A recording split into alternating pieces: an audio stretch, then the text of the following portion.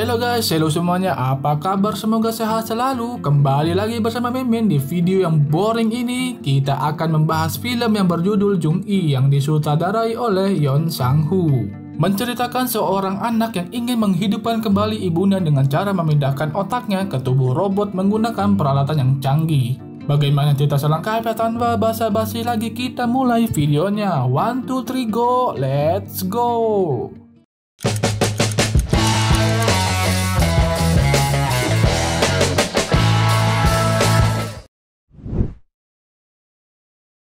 Terlihat seorang kapten militer bernama Jung Jung-gi melawan pasukan robot.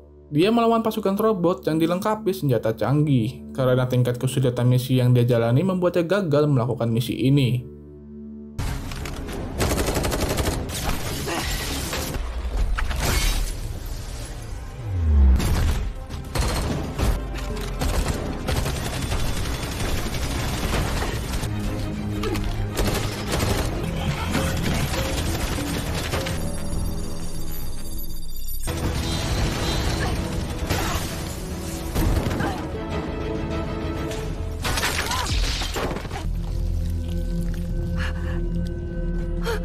Dan apa yang kita lihat tadi itu adalah simulasi pertempuran robot AI yang menyerupai Kapten Yoon.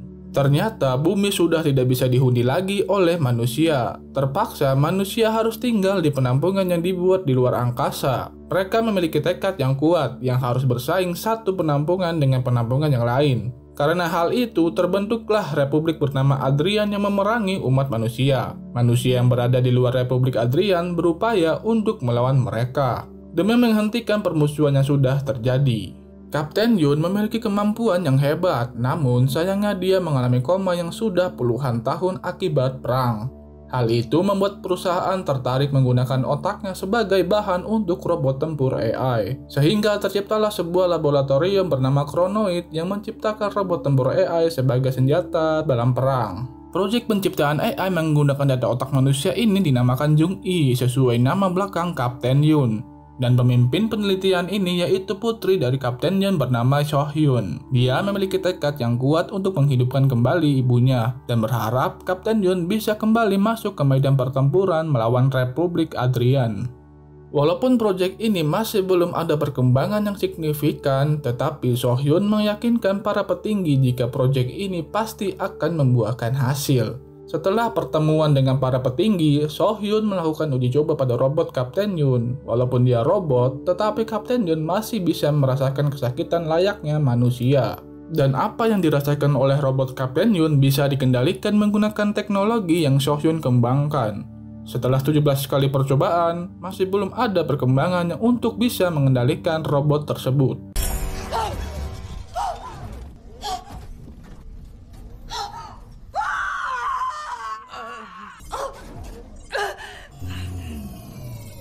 Salah satu anggota tim So-hyun yang bernama Jack Young mengungkapkan bahwa dia penggemar dari Kapten Yoon sejak kecil. Mendengar itu, So-hyun menceritakan tentang ibunya yang dulu terpaksa harus menjadi tentara bayaran untuk membiayai pengobatan So-hyun akibat tumor di paru-parunya. Hingga di hari terakhir So-hyun menjalani operasi bertepatan dengan hari terakhir ibunya berada di medan pertempuran. Bahkan, dia tidak bisa menemani So-hyun dan berjanji ibunya akan menemui So-hyun setelah misi selesai. Dan So-hyun merasa bersalah pada sang ibu, karena dia berpikir semua itu adalah salahnya. So-hyun mulai menduga apakah sang ibu membenci padanya atau tidak. Jack Young memberikan saran untuk menanyakan langsung padanya yang sudah dalam bentuk robot setelah simulasi selesai. So-hyun kemudian menemui sang dokter untuk melakukan tes etik atau tes kesehatan. Setelah menjalani pemeriksaan, tumor di paru-parunya kembali muncul dan menyebar ke organ tubuh lainnya. Dan dalam perkiraan sang dokter, So-hyun hanya bisa bertahan hidup dalam waktu 3 bulan. So-hyun merasa kesal dalam dirinya apabila hal ini terjadi sejak awal seharusnya tidak perlu melakukan operasi. Dokter menyarankan untuk melakukan replikasi otak dan memindahkannya ke tubuh protestis. Dengan begitu, So-hyun masih bisa merasakan kehidupan dengan tubuh robot. Ada beberapa macam pemindahan, yaitu tipe A, tipe B, dan tipe C. Masing-masing tergantung biayanya. Untuk tipe A, otak pasien akan dipindahkan ke tubuh robot dengan mendapatkan hak asasi layaknya manusia. Dan tipe B, otak pasien akan mendapatkan hak asasi manusia namun tidak menyeluruh. Dan tipe C, otak manusia akan dipindahkan secara gratis namun perusahaan berhak melakukan apapun terhadap otak tersebut. Dan hal itulah yang terjadi kepada Kapten Yun. Manusia berhak melakukan apapun pada otaknya seperti robot tempur. Dan dokter yang memeriksa Sohyun adalah robot yang sudah dimasukkan otak sang dokter. Sebelum pulang, Sohyun menyempatkan diri untuk menjenguk tubuh ibunya yang sudah semakin tua. Besok harinya, penelitian uji coba otak Kapten Yun kembali dilakukan. Tetapi, uji coba kali ini dihadiri langsung kepala lembaga penelitian yang bernama Sang Hun. Kali ini, Sang Hun meminta sedikit perbedaan dalam melakukan uji coba. Karena selalu berakhir sama, yaitu menembakkan kaki Kapten Yun sebelum uji coba dimulai untuk melihat apakah akan memberikan hasil yang berbeda. Tidak disangka hal itu memberikan hasil yang baru, yaitu salah satu area otak Kapten Yun menjadi aktif yang sebelumnya tidak pernah terjadi. Sang Hun menganggap ini adalah hal yang baru karena mendapatkan hasil yang berbeda dari sebelumnya.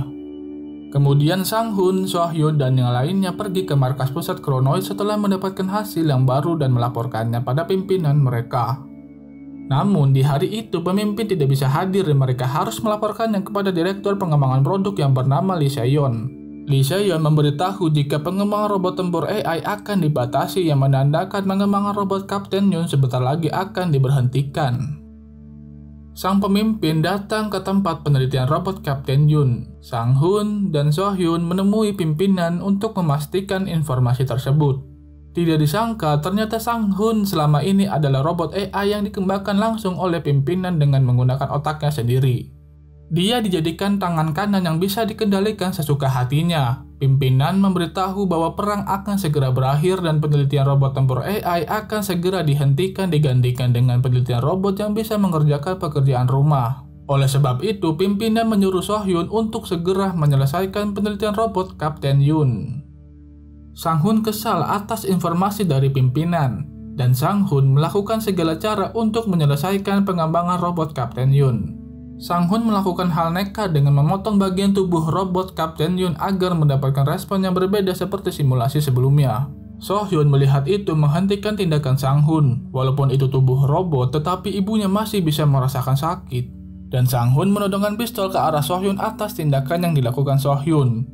Beruntungnya, Sang Hun dipanggil untuk menemui pimpinan sebelum melakukan tindakan yang gila.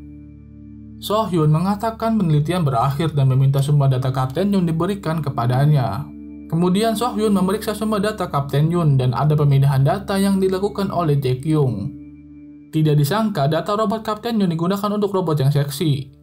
Sohyun marah ketika melihatnya dan Jae Kyung mengatakan itu adalah robot tipe C yang bisa digunakan untuk apa saja. Karena hal itulah, Sohyun mengambil tindakan untuk menyelamatkan sang ibu. Saat menghidupkan kembali robot Kapten Yun, Sohyun berhasil mengajaknya berbicara dan sampai ke area otak yang tidak dikenal. Ternyata area otak itu akan aktif apabila mengingat tentang putrinya, yaitu Sohyun. Kapten Yun banyak berbicara tentang putrinya dan menanyakan tentang operasi putrinya apakah berjalan dengan lancar. Sohyun dengan berlinang air mata mengatakan operasi putrinya berjalan dengan lancar. Kapten Yun berkata bahwa misi terakhirnya telah gagal dia jalani, dan dia merasa bersalah karena boneka pemberian putrinya hancur di medan pertempuran. Mendengar hal itu, Sohyun tidak bisa membendung air matanya dan menangis. Sohyun bertekad dia pasti akan menyelamatkan ibunya apapun yang terjadi. Di simulasi terakhir yang dilakukan, Sohyun memberikan arahan kepada ibunya sebelum simulasi dimulai untuk bisa keluar dari tempat ini dan hidup bebas. Dan simulasi berakhir sama seperti sebelumnya. Namun Sang Hun menyadari ada hal yang janggal. Kemudian dia langsung menekan tombol darurat dan memanggil polisi untuk menangkap Sohyun dan Kapten Yun.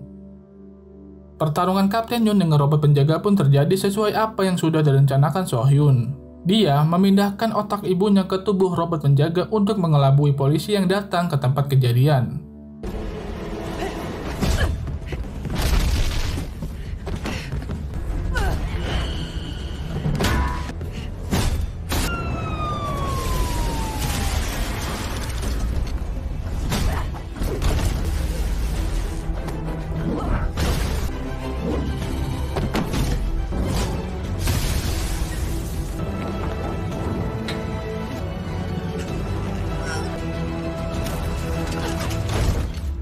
Setelah berhasil mengelabui polisi, Sohyun dan ibunya pergi menggunakan kereta.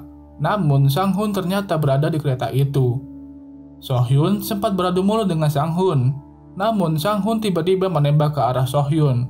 Dan Sang-hun harus bertarung dengan robot Kapten Yun.